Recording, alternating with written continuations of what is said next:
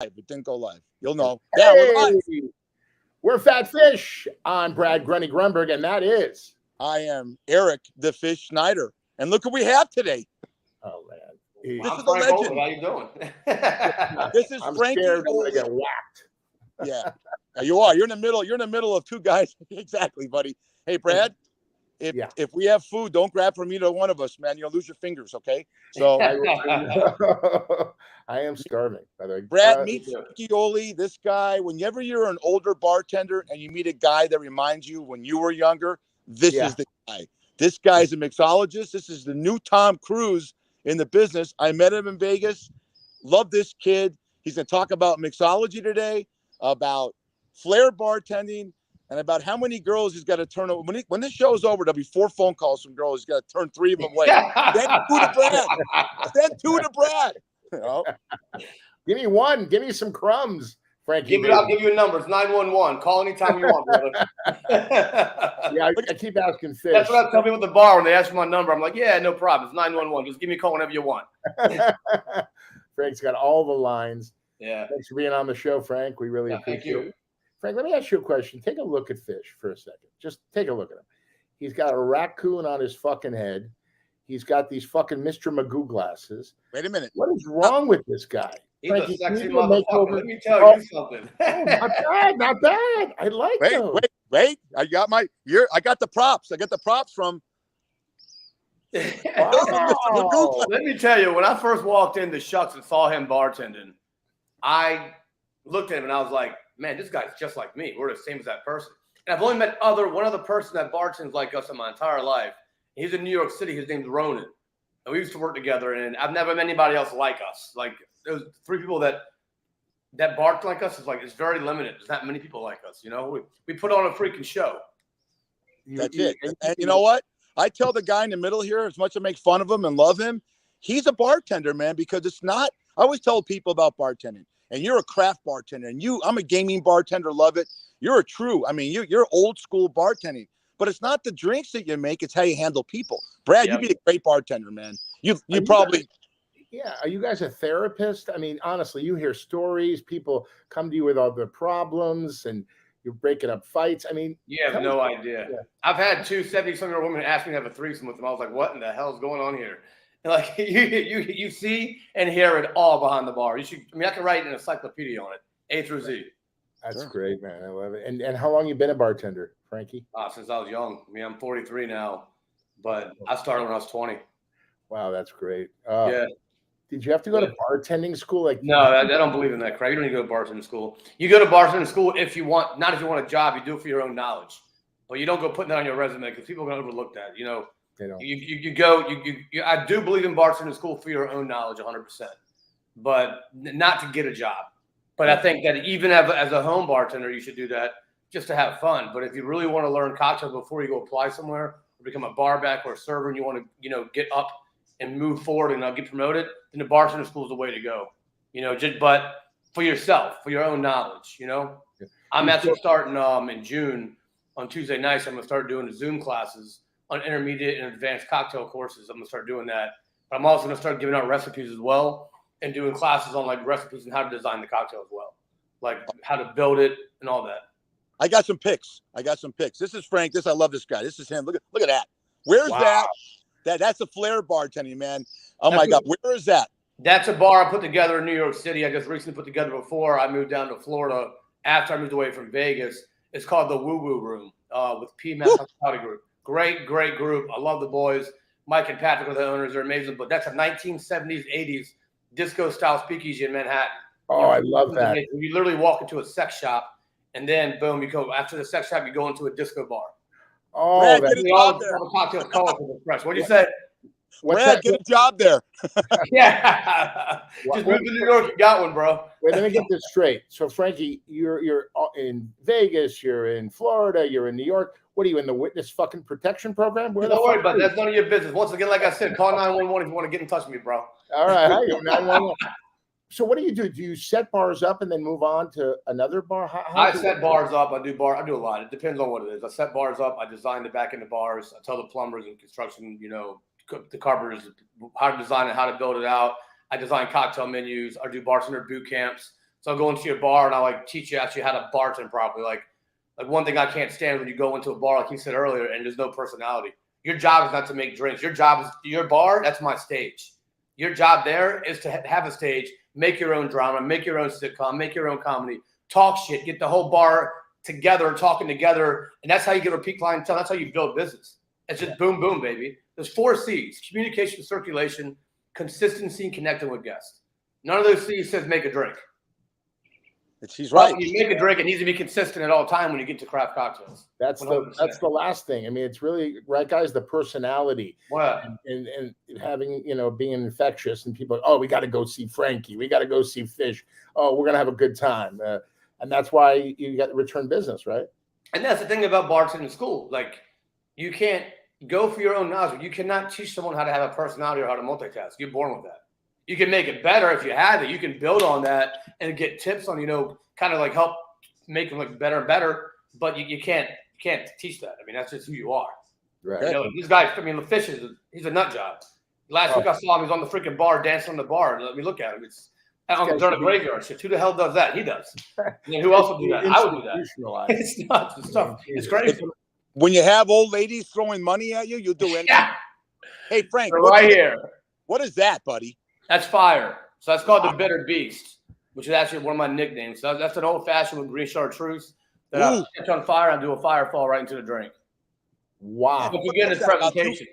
What is that, about 2 feet? What's the angle on that? 2 feet to drop in the bug? Yeah, let me tell you something. I don't know if I've seen the other picture, but I got one that's above my head. My whole arm is above my head, dropping down into it. Wow. And what's this? These are all the cocktails you've made? So I put a program together in Manhattan as well. And I did 10 old fashions and 10 different homemade bitters. But there were three sets of 1, 2, 3, 4, 5, 6, 7. Yeah, there's 3 sets of bitters here, but each set goes to a well. But I didn't. 2 of those sets are Peychaud's and Angostura, which are the 2 oldest bitters known to man. So I didn't make those, of course, but you have to have them on your bar program. I got a question. Yeah, I got a question. So, you know, people come in and I've been a waiter, I've been a bartender, I've worked in clubs. People always they want you to tell them, just give me, what do you suggest today, Frankie? What should I do? And then you'll say, what do you like? Vodka? What do you like? Tequila? How does that work? You know, we just probe them. You know, you want something boozy or not boozy, more refreshing. What spirits do you not like? You know, like what I used to do at Dutch Fred's, another same owners of the Woo Woo. Dutch Fred's is on 47th and 8th as well. Great cocktail bar. They literally just won the #1 gin martini in all of Manhattan and New York. And Francesco, one of my best friends, it was his Wait, you have friends? Yeah, I have one friend in Francesco, besides Fish right here. But yeah, I'm your friend now, bro. I'm your friend now, bro. Yeah, we have 3 now. Okay. But it's all about probing them. You know, like, what do you want? You want something boozy? You go something boozy. You're gonna go for like a Negroni, an old fashioned. You're gonna go Manhattan. Refreshing could be a freaking bee's knees. You know, it could be a margarita sidecar. But there's also stuff that I've done. I remember this one woman in Long Island. She came from Staten Island. You hear the accent right away. You're like, oh shit, here we go. There's that accent. Like, they're gonna be needy as hell, and they're gonna talk about everything that they want. I just want some vodka. Give me some vodka. That's what it was the whole time. And I was like, well, why don't you try out gin? I can't stand gin. I go, do you have any allergies? They go, no. I go, perfect. I made her gin cocktail. She had no idea. She had 3 of them. She's over here saying, I just love it. See, the vodka's so good. Once they paid out, I said, honey, just so you know, you drank gin the entire time. Because I'm going to tell you right now, in a raw form, a spirit might taste horrible. Like, people don't like gin because of juniper.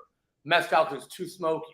But you know what? In a well-balanced cocktail, what that spirit offers, contributes to that drink, can change the entire cocktail. And there you go. Boom. It just, flavors are amazing. So it's just, I love, what's up? What are you going to say? Go on, Fish. Well, I was going to say about, you're exactly right. I mean, it's what, it's multitasking a room and figuring out that I've made drinks for people. Oh, you know what? I want a Maker's Mark and 7. What tastes like that? I said, Maker's Mark and 7, you know? Yeah, there you go. Exactly. So I'll grab a Wakefield, which is the well, and I'll put 7 in it. And I'll put a little splash of ginger ale. That's the greatest thing ever, you know? So let me ask you a question about flair bartending, because I did that in the 80s, right? And it kind of went awry in the 90s. Can you explain what that is to our You're flipping bottles and you're doing and you're putting a show on for the bar. You're flipping bottles behind your head, you're grabbing behind your back, you know, Tom Cruise and cocktail with flair bartending. Listen, my flair is nothing. My flair is more using liquid nitrogen for freezing glass. We're using fire. You know, when I throw that bottle up, I don't even know I'm doing that. But if I throw it behind my back, I'm probably gonna break the damn bottle because that ain't me. but once again, that guy Francesco Dutch French, he actually does cocktails in flair. It's amazing. If you're ever in Manhattan, you got to go see this kid. He's unbelievable. You're the only bartender I've ever met. You're the only bartender. You're the only bartender I've ever met that didn't want to get into gaming. You were just, I want to be, you know, and I thought that was fantastic because gaming's a lot of money. You know, you get tipped on the machines. You're old school. I did not like that though. I like my craft. I'm very passionate with it. I'm so passionate. I love designing cocktails. I love watching people's face when they taste it. I mean, I tell people, so I know how to probe properly. I know I can really probe and guide them, and then I know how to make them a cocktail. And I tell them, if you don't like my drink, it's not me, it's you. That's what I say. Because I know how to probe. I know what I'm doing. I'm so good at what I do, and I'm not arrogant about it. I'm very confident. I just love what I do. I'm also phenomenal cook. It kind of goes hand in hand. You know, so yeah, it's funny, right? No. But yeah, so we have a question. So you guys, you know, drinking and driving is a big issue, and you guys have guys at the bar, women at the bar, and they're, you know, when do you cut them off? How does that work? I mean, how do you deal with it? Because you don't want to offend them. Frankie? Well, you see it, Fish. You want to answer? Or me to answer? You go first. You're our guest. If you see it, listen, in New York, you don't even think about that because no one's really drinking and driving. Oh, okay. Well, coming down here in Florida, like, you know, I'm working at a phenomenal place right now. It's called Runway 84. It's an Italian American New York supper club. It's freaking unbelievable. You got to go. We even have like the old 1950s like New York mob booths and that they had in New York, and the 1950s microphone that go band every night. But when you see people start slurring or acting weird, you know, you start probing them as well. And then you have to cut them off. You give them water. Some people don't like it, but you just got to tell them, hey, we're looking out for you. Listen, we're looking out for us and the business as well, but you don't tell them that. We're looking out for you and your safety. Then you can also ask them, you need us to get you an Uber? We have no problem. Bartenders make money. We make great money. You want to buy someone an Uber, get them a freaking Uber. And it'll come back at you tenfold. It really will, because then you took care of them, you know? Yeah. But you do get people that get pissed, and it's like, the hell with you if you're going to get pissed at me. I don't want to hear this shit. Like it goes back to this. Behind the bar, we control you. You don't control us. We control you. You want to control somebody, go sit at a table and get a server. Control them all night long. Yeah. What do you think, Fish? I learned a long time ago what he just said. And the bottom line is it's our job to get them home safe.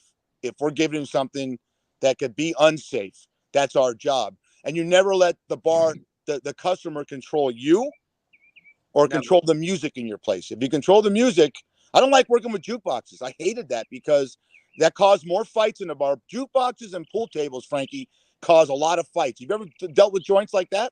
Yeah, jukebox. And I never worked a pool table, but jukeboxes absolutely.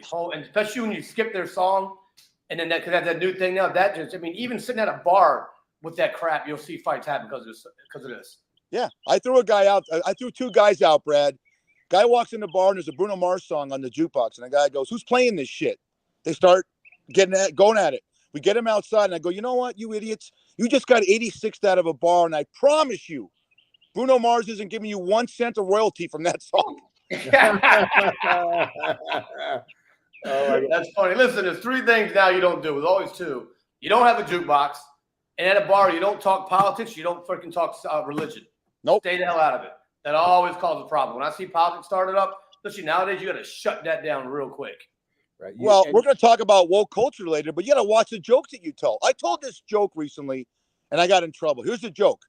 What do you call an asshole covered in plastic? What is it? Look at your driver's license. Oh, that's great. I get a call. Did you tell a joke last night, Fish, about an asshole in plastic? I said, what? Were the people in the plastic injury? They were offended.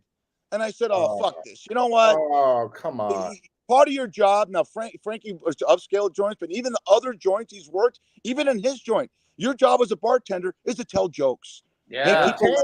You read an entire room. That's why, Brad, you'd be great at this. Because I got a job. Thanks a lot. Anyway, no, because seriously. No, I do. I know. I would love. I've been a bartender. I mean, I've done a lot of stuff back at 20th Century Fox, and you know, I worked in a couple of clubs, you know, strip clubs. So I've gone behind the bar. Let me ask you guys this. This is a very interesting question. You got security, right?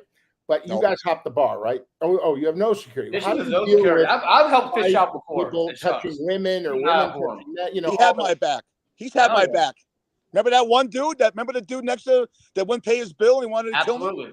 Yeah. Wait, tell that story. Tell that story. Guy comes in and he orders probably about $70 worth of food to go, and he didn't want to pay the bill. I said, "Here's your bill," and he goes, "I paid it," and he got really vociferous with me, and even the people that came in with him told him he was wrong, and I said, "Look around you, okay? If you make a move on me, it's not going to end well."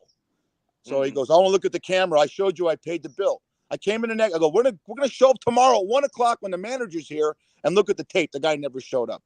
The idiot comes back 2 nights later, right? And I said, "Where's my money?"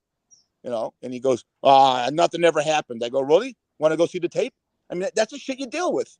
Yeah. I'm worried about the food. What happened with the food? I sent it to you. You know what I used to do though? In New York, I would tell people like when there was a problem and there wasn't security. A lot of places in New York usually have security, but sometimes there wasn't. And I would walk up to him and be like, "Hey, come outside. Let me hear your side of the story." I'd have the bartender close his tab out. I'd get him outside and I'd say, "Listen, your tab's on the way out. If you walk back in there, you're going to get trespassed." That's how you get him out. You want to de-escalate that situation right away. Talk him down. I like that. Get him outside because you call Metro. When you call Metro and you say you got an incident, they can't get there right away sometimes. No.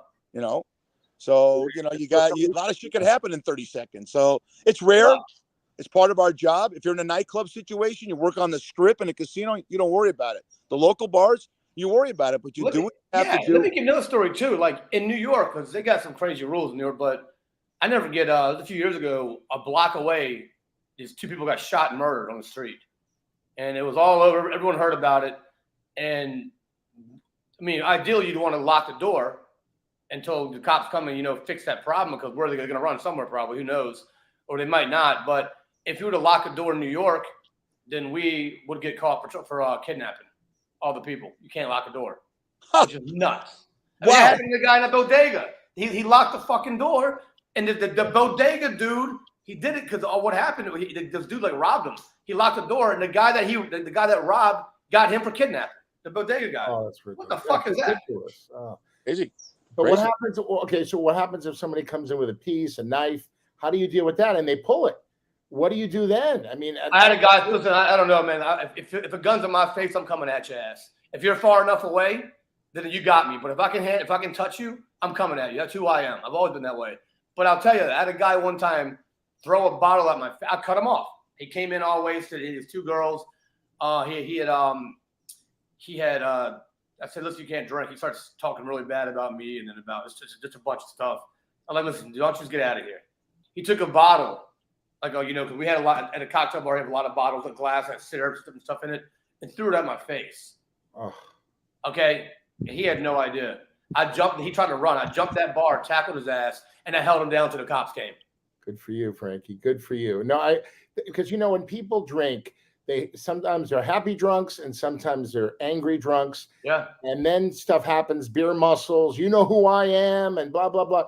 So you guys, it's de-escalation, right? Is that basically where you start? You got it. There's no reason to argue with someone drunk. It's stupid. Yeah. You de-escalate it. They don't know what they're doing. And, and then you're going to argue sometimes, but there's no reason to do that. Just control the situation, de-escalate it. Don't give the other guests a bad feeling, making them feel scared and all messed up. You can control that. Like I said before, in Fish knows, we control you. You don't control us. We have the money. We have the liquor. It doesn't matter who you are. Right. Honestly, you could be the owner of the place. If I say I don't want to serve you, I ain't serving you. Maybe I don't have a job, but by law, I can serve who I want and who I don't want to serve, and I don't have to give you a reason. What about sexual harassment? That's a big issue today. How about if a customer is hitting on a girl and she's like, "Thank you very much. I don't want to," you don't have to. I'll get involved right away. I'll tell you, "Hey, you want to get over here and leave it alone?" Right away, I jump in. Even on this online dating crap now. Protector, right? I'll tell online dating. Now, look, if you have a problem, I want you to just do this to your head, and I'll take care of it. I'll get him away from you. That's great. Yeah. And we have stuff in the bathrooms in New York, the same restaurant group, PMAX. In the bathrooms, I have a code that you can say to the bartender. It's posted all in the girls' bathrooms. So when they say that code, we can actually get involved. Oh, yeah. That's right. What was your code at Mom's? I'm 9. not sure what my code is. The number was 9. 9 meant that someone's holding the girl or possible action. 10 meant all out brawl. You know. So. All out brawl. I never heard that. Well, that was back in the day. We didn't have cameras in the joints back in the day. We had a bouncer on a few weeks ago. God rest his soul, Dave Brown. I was telling stories about he was taking guys out and bumping his head against the door, you know, and like Joe Pesci. You remind guys that would have bartended and did well in the 80s. You had done well in the 20s. You know, you would have been involved with the mob and all the you know, when it was prohibition. You've been great, man. You're old school, and that's what I like about you. I got to show a video. He's going to talk, Brad, about what he went through. A couple weeks ago, there was these awful floods in Fort Lauderdale. I got a little video to show you what some of the action was, and this kid's going to tell the story. Oh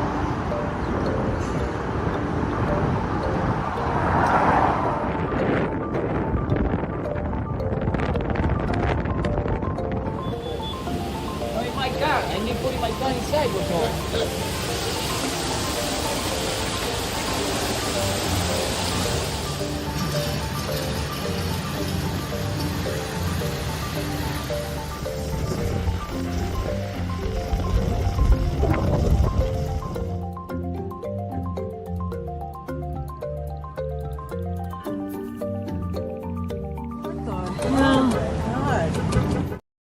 Wow.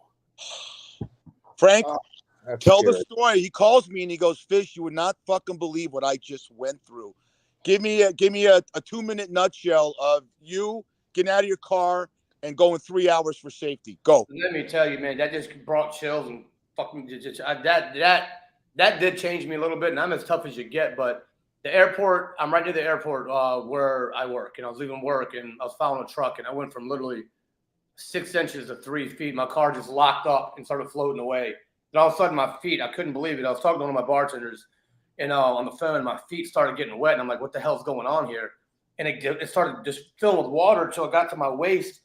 I had to put the window, I started putting the window down, and it started, I'm like, holy shit. I almost took my church key and broke the window, but I got it down. I jumped out of my car. I was up to here on me. That's my stomach right here. It was up to here and under my chest. And I'm leaning in my car trying to get my key out because that's my apartment. I'm like, I gotta walk home, get to my apartment. The keys wouldn't come out. It was stuck. So I lean in there and try to get it. My car started wobbling. I'm like, this motherfucker's gonna roll on me. So I snapped my key off and I broke it. I just put pressure and broke the key. And from there, man, I walked 4.7 miles. I walked about 3.5 hours in that freaking flood from shin deep to waist deep. It was disgusting. I mean, you swam, right? I mean, it was horrible, man. No, I walked. No, you don't even know. Like, by the time I didn't know if I was gonna even be able to get to my home, because when I got about 3/4 of a mile away, my whole right leg started locking up, and and I didn't know what was gonna happen. I'm trying to walk, and it got to the point where when I saw like trucks or cars come by, I started yelling help because I didn't know if I was gonna be able to get home because my leg literally locked up. And then all of a sudden, this couple pulls over. The guy gets out of his truck and he helps get me in the back of his truck. He puts my address in the GPS and he took me. I was already walking 3.5 miles. He took me home, and that's how I got home. Yeah, we talked about near-death experiences last week, and you told me, I said, we're going to have you on. And was it a come to Jesus moment for you? Did it change you as far as appreciating? It changed me to where right now, right before y'all called, Guy was calling me, but that's what before coming to the show, y'all saw that, but. I will never own a car again. I will have a truck or an SUV. I don't care. Yeah. There's no freaking way. I will never own a car again. Even I had a truck. That's the same friend I was talking to. He had gone to New Orleans, one of the bartenders. He left me his truck, and I was looking for my car because the next day I couldn't even get to my car because it was one of the most highly flooded places in all of Fort Lauderdale, and they had it locked off. So the next day after that, I went, and he had given me his truck. I went looking for it, and I found that it got towed by the city. But I went across a big puddle that still was kind of flooded a little bit in this truck. That even freaked me out. I'm telling you, I'm as tough as nails, and I am, Fish. That I will say changed me quite a little bit. It did. But Frankie, let me ask you, how does that work? That tell you the truth. How does that work in Florida? So it starts to rain, and then there's a torrential downpour. There's not enough sewage where the water runs off. And then I have no clue. I just know Fort Lauderdale is surrounded by canals and rivers, and the ocean's right there, intercoastal's right there, and it floods so quick. Listen, that I don't know what the hell or how the hell this makes no sense, but that cloud stayed above us for like 10 hours. Wow. And the rain that you saw, that's how hard it rained for 10 hours. It had already been raining. It had already been raining an hour before that, but it was moving. It just sat there and didn't move. Right. It was freaking nuts. Yeah. It changes your life. Near-death experiences, you appreciate life a lot more, I mean, I'm over here walking wondering, I hope a fucking snake won't come out and get me, or no, I'm serious. Or flip it down, the electrical wire was in the water, and I was there. It was, boom, I'm dead. It was crazy walking home. Getting out of that was nuts. Walking home, I'm like, I hope I get home safe because it was nuts. Yeah. Change it up a little bit. I get a lot of comments. Wait, Fish, can you come closer to the fucking No, I'm kidding. Get the fuck back. We don't need to see that fish. Okay, jeez. Me and Frankie, we're good-looking guys. You don't have I was as handsome as him when I was 43, man. I got 20 years on this kid. You look so good, and you still act like me, man. I mean, I act like you, but it's like Frankie, I miss seeing your face, man. Frankie, I miss coming home, going home, going to beer and seeing you. Hey, I want to real quick, Brad. I get people texting me and saying Casey Evans, Pullman, Linda Spelling. Why don't you talk sports more? Because you and Brad are sports fans. So I go, I got a perfect guy here. We'll give you like 5. I want to go through some sports stuff and bring Frankie in on this because he's a huge sports fan like we are. Yeah. And I'm watching the NBA playoffs right now, and I'm so excited about your Warriors. Brad, that game yesterday was great. Phenomenal. Is there any, between the both of you, is there any series in the NBA that intrigued you?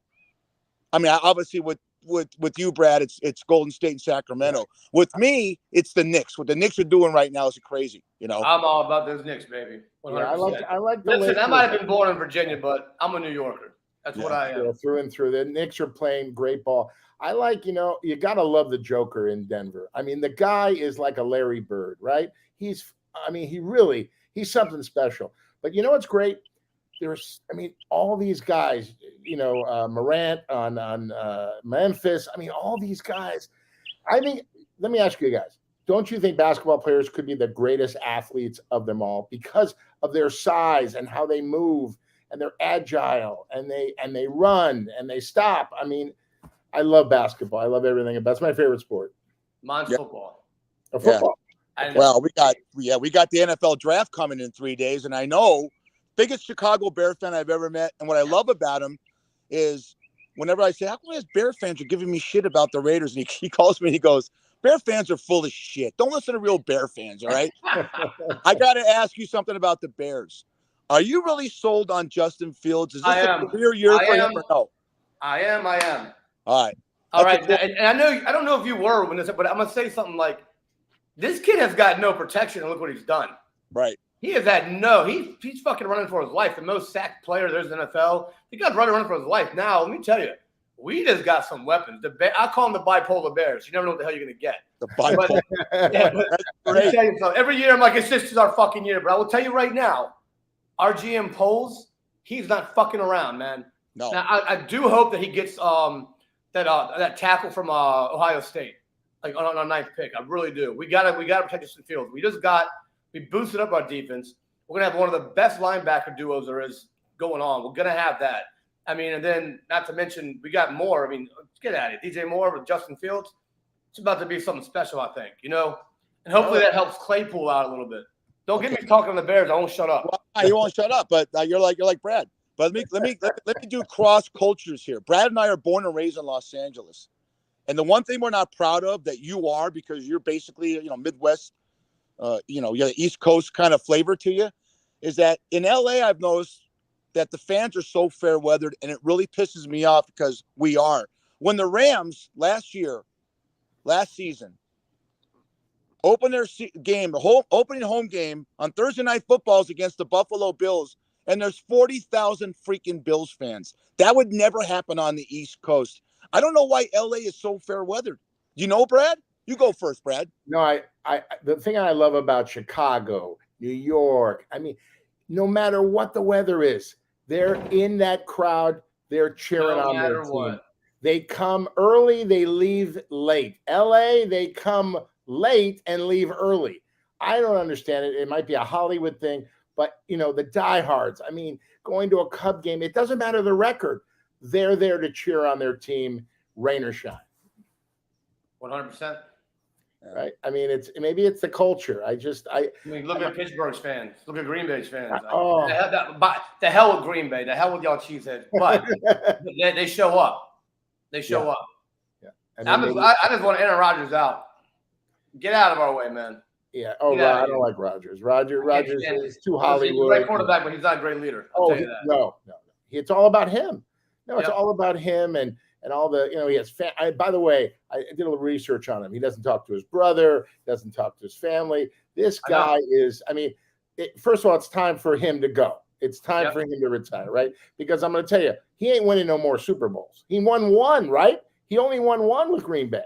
That's it. He should have won more, Hey, Frankie, before we get you out of here, tell me when you're going to be on a yacht going to the Bahamas with all these girls wearing Hawaiian luau dresses. You know what? We ended up just hanging out in the yacht, but we ended up not going to the Bahamas because of damn weather.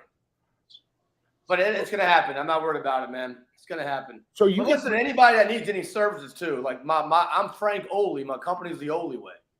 Yeah. theoleyway@gmail.com. It's not the only way. It's the only way. See that right here? Oh, I love it. Oh, love that. Great moniker. I love that, man. Get us that T-shirt. I'll wear it on the show. Yeah, give me a hat. I'll get you one.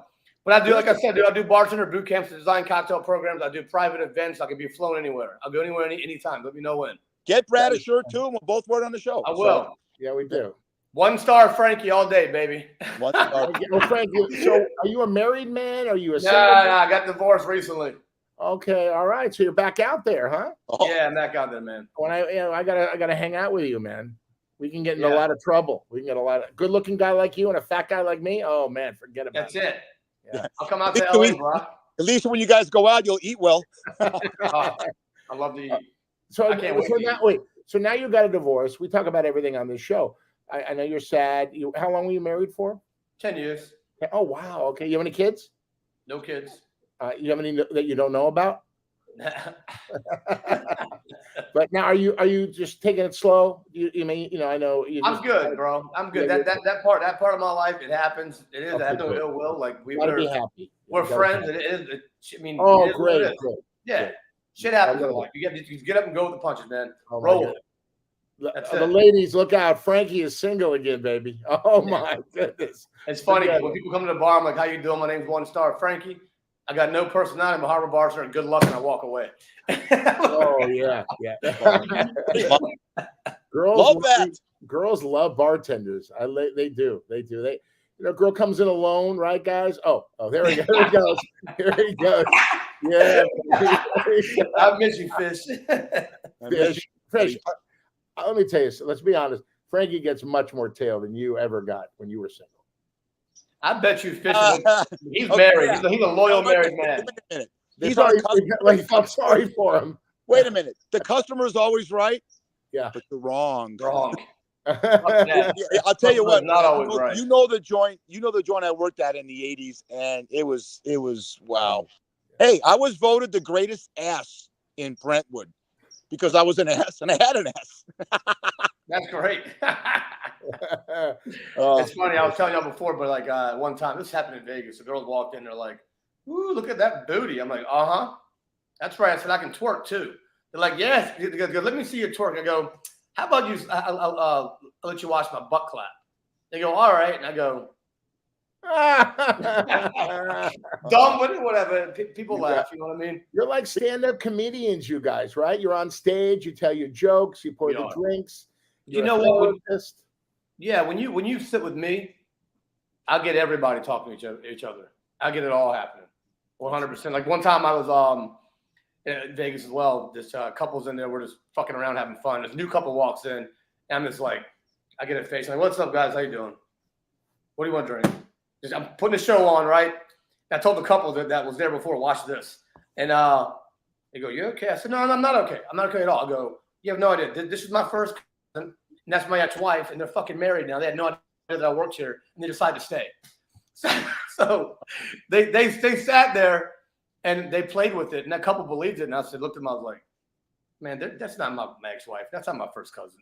But it's just funny. You put that show on, you make people laugh, and you get them to start talking like, like Brad, this is Fish, this is Brad, how you doing, blah, blah, blah. Right. You create that environment, and people want to come back. Right. What happens? Go to the bar for the bartender. You don't go to the bar for the bar. Yeah.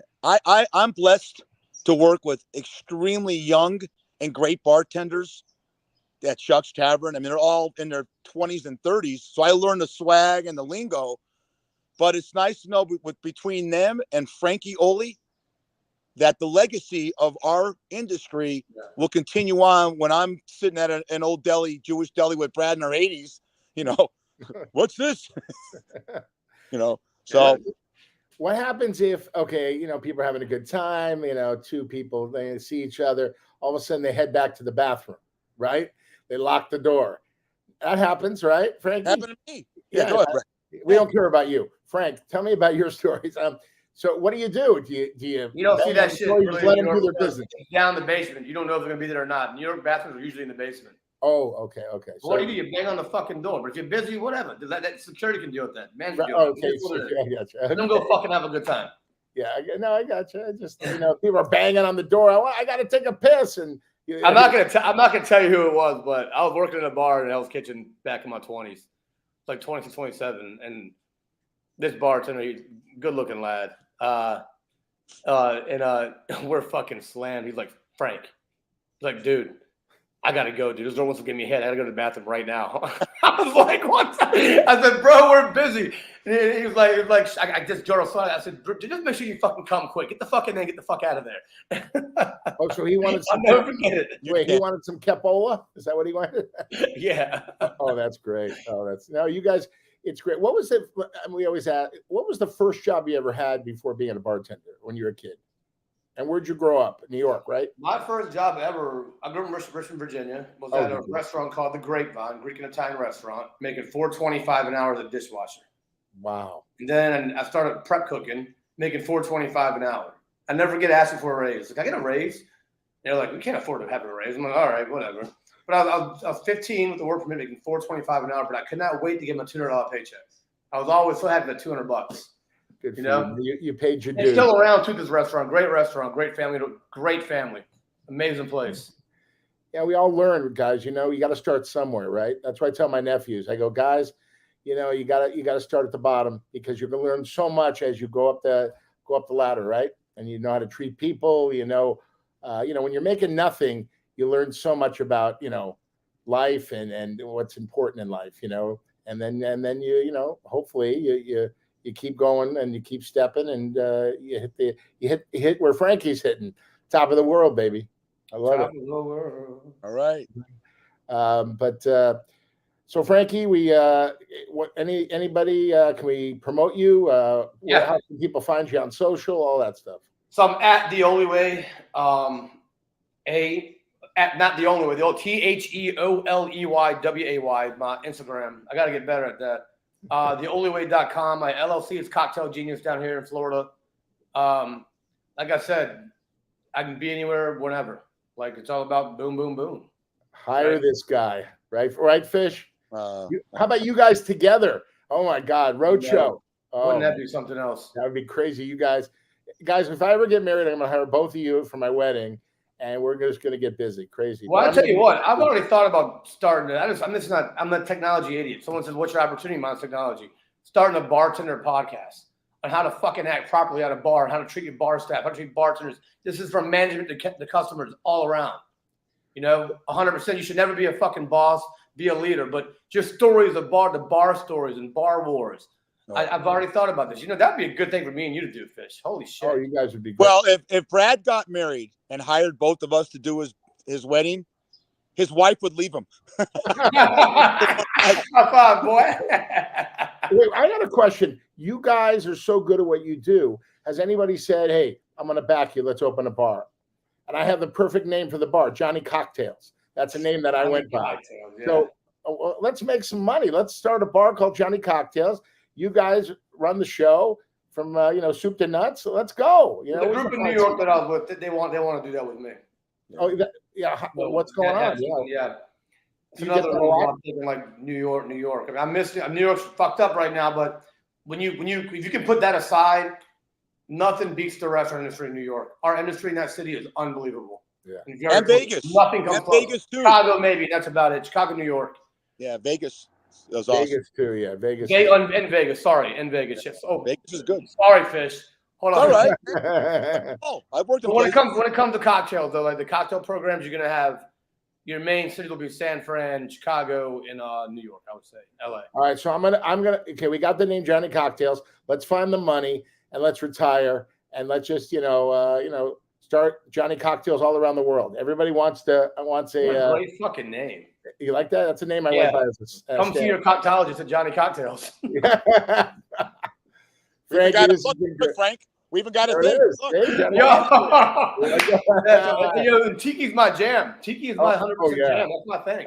I like. How many Hawaiian shirts are in the rotation, Frankie? I got some. I got maybe like 5, but when it comes to Tiki, I mean by cocktails.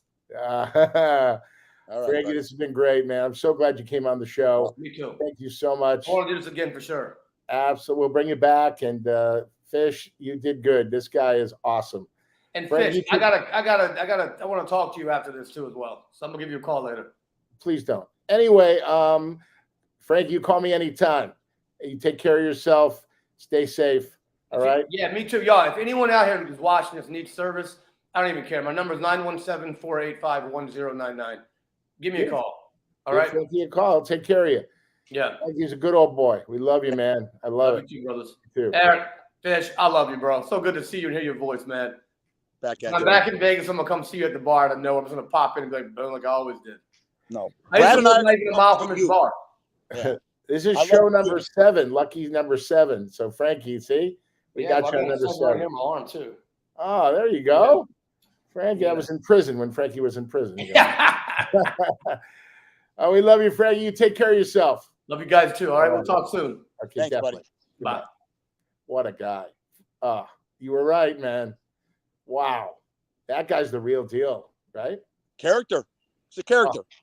And he's so good behind the bar. I've watched him in clubs in Vegas, and you look, oh my God, was I as good as that in the 80s? No. And he's that good. He's that good.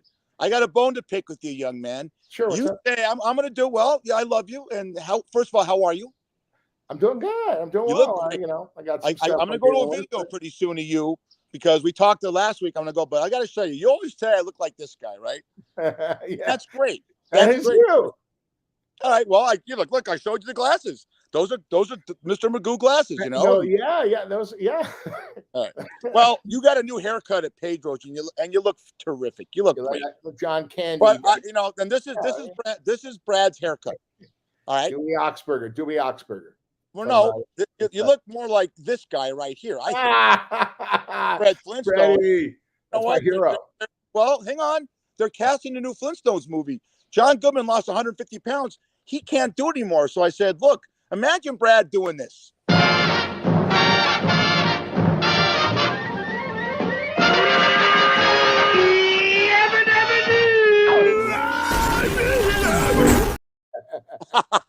That is so great. Thanks. Brad, I'm so proud of your career in the business. And we talked last week about was so compelling, you talking about working in the Fox commissary, and you were so honest about Kevin Kline and Harry Hamlin not being the greatest people. Well, you never told me. I knew it was you, but you never told me you were that guy. Here's Brad being that guy. Here you go. More maple syrup. Right away. Here you go. Creamer. Absolutely. Anything else? No. Sure. Here you go. Happy Father's Day. More butter. Right away. Excuse me? Was there a problem with your service? Because a tip of 15% or more is standard. You were slow. Thanks. Slow?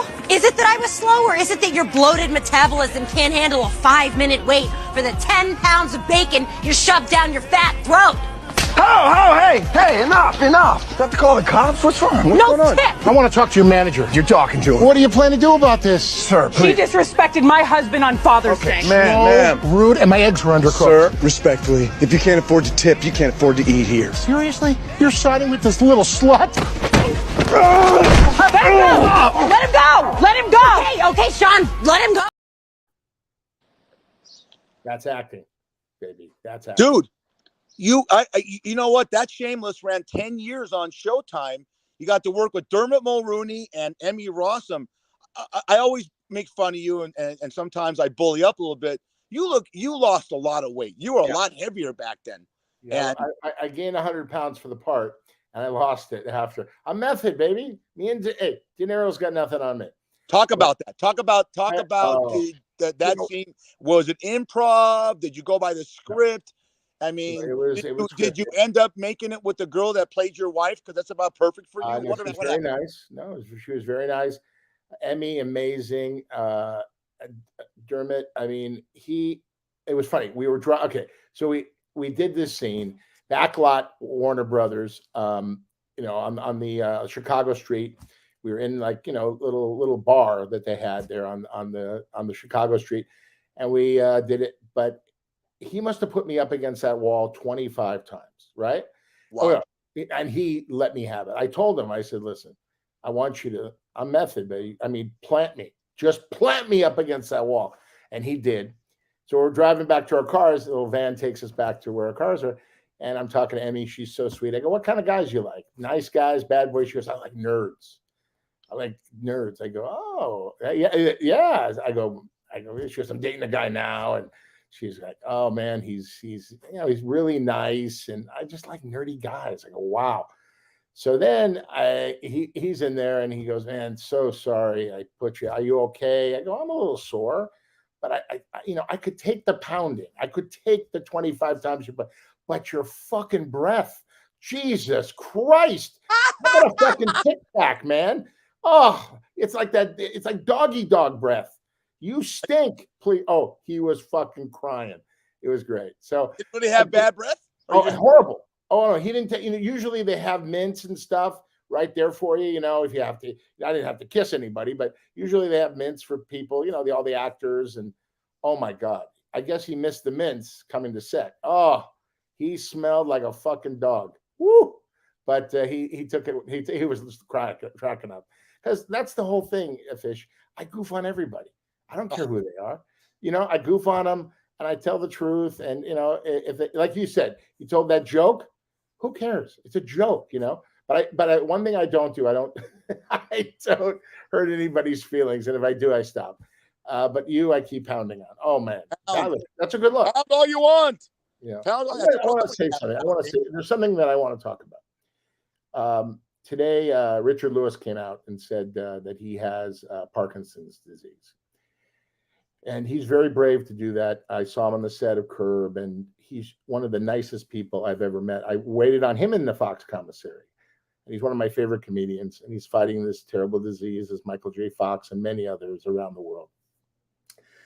But, health is wealth, And I want to talk about something. I never got to meet your mom, okay? And I just want to ask you a question. She, you told me great stories about her. Could you share one great story about your mom raising you in Los Angeles, the sweet lady that she was, and what you'll always remember about her? The most positive person I've ever met. Sense of humor like you wouldn't believe. She was a member of the NAACP before the NAACP came along. I once said to her, hey, Mom, if you get a hall pass, who'd be the 3 guys that you sleep with? She said, Nat King Cole, Michael Jordan, and Barack Obama. Stepdad's face. But I'll tell you a quick story. I don't know this is coming, people. This is unscripted. When my mom could never scream, she couldn't scream. She had what's called, Billy Crystal called the silent scream. In LA, you're going to remember this, Brad. There's a strip mall, Fairfax and 3rd. Used to be a Save-On, yes. Andres's. There was a little department store called Brits. Remember that? Yep. You remember the clothes hangers around? So my sister and I would play hide and seek. And every time we went in there, the people working there would say, ma'am, could you tell your kids they're knocking the clothes off? My mom would go, stop it. You two, stop it. she could never scream, you know. But the funny story about my mom, and we'll talk about, you know, you talk about your nanny, is, you know, she lost her cognitive skills right around September, October, and it's sad when they don't recognize you. Now, you like to go through that without recognizing me on a daily basis, but I remember, I think I told this story to you, but it's still one of the greatest stories. The Raiders are playing a game against the Steelers on a Saturday night. She's in the hospital. I go to work, graveyard. I go right when I get off the work at 8 o'clock in the morning to visit her in the hospital. And I walk in her room and she goes, honey, come here. I go, yeah, come here. What's wrong? And this is the first time she's recognized me in a long time. I go up, I lean in, she gives me a kiss on the cheek, and she goes, Derek Carr stinks. Because he had a shitty game the night before against the Steelers. And so, you know, you like to think about when you lose someone and you were so close to your nanny, that the good qualities you have in yourself came from them. Yeah, I totally agree. And what your mom, I would call her Mama Fish, but what was your mom's name? Tell us. Roberta. From Brooklyn. Yeah. I want to say, Roberta, you raised a fantastic son. God bless you, and we'll never forget you. You know, you are a product of your upbringing. You know, and we're so lucky we've had incredible parents, and your dad was a real character, and your mom, you just told us, my parents, I take care of them now, and my mom is the salt of the earth. She's so positive too. She's gone through 2 bouts of cancer, and my dad is 90 and a half years old. He loves sports. He watches his sports. He's healthy, thank God. I learned all my jokes and my humor from him. He was a real jokester growing up. He didn't take things too seriously, you know. So, you know, we're both blessed from great families, you know. But you know, well, you say health is your wealth is absolutely 1,000% correct, but family's everything. And who you have in your inner circle, like Brad Grunberg and mine, and my girls and guys that are in my inner circle, is important, because you have to have go-to people, because we aren't always so upbeat. And sometimes life, what did John Lennon say? Life gets in the way of your plans. And sometimes, you know, life throws that curveball at you. You need to go to someone like a Brad Grunberg to make you laugh, you know. We get, you know, we're lucky. We're blessed. We are. I mean, listen, you know, everybody talks about, you know, we talk about people. I'm not enamored with celebrity like maybe you are, or athletes and stuff like that, because they live in 0.1% of the world, right? You care about the common guy. It's still a great story. I tell it every time. We had Laura Francesca on, and Brad had $200 and went to McDonald's and gave it all to homeless people. You could laugh all you want, you know, because if he had $200 on him, was getting McDonald's, he'd get half himself, but he did. You gave it to homeless people. That shows a lot about character. You know, what you do for other people is all about your character, and that's what this world's lacking of right now. You know, if you and I can make people laugh for the 50 minutes we're on the show, we did something good, buddy. Absolutely. We put a smile on people's faces. And, you know, listen, I just believe, you know, look, there's Steve Jobs, Paul Allen, they were billionaires. They're no longer with us, right? You can't take it with you. And somebody just gave me this great line. You don't hook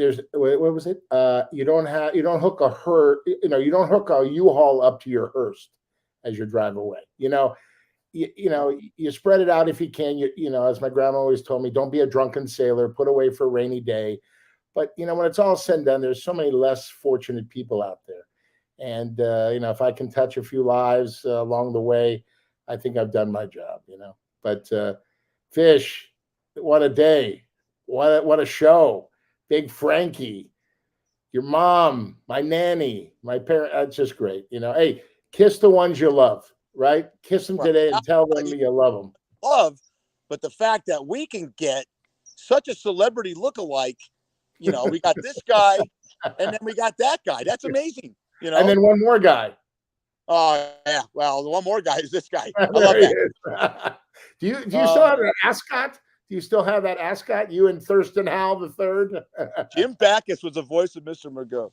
Hey, Brad, this has been Fat Fish 7.